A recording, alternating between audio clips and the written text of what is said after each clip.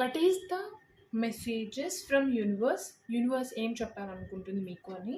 So 2 messages చూద్దాం. ఇది families reading. మీరు ఎప్పుడైతే ఈ వీడియో చూస్తున్నారో అప్పటి కోసం మీకు యూనివర్స్ ఈ వీడియోని పంపించింది అనుకోండి. సో ఫస్ట్ మెసేజ్ అండ్ ఇది సెకండ్ మెసేజ్.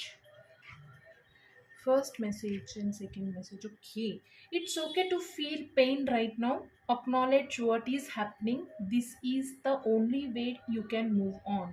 ఓకే, సో ఒకవేళ మీరు ఏదైనా పెయిన్లో ఉంటే యూనివర్స్ చెప్తుంది ఓకే నువ్వు ఈ సిచ్యువేషన్కి దాన్ని ఫీల్ అవ్వు, పెయిన్ తీసుకో, పర్లేదు, బట్ ఏం జరుగుతుందో ఆలోచించి అంచనా వేసి స్టెప్ తీసుకో, అలా అయితేనే నువ్వు మూవ్ ఆన్ అవ్వగలవు లైఫ్లో అని యూనివర్స్ చెప్తుంది.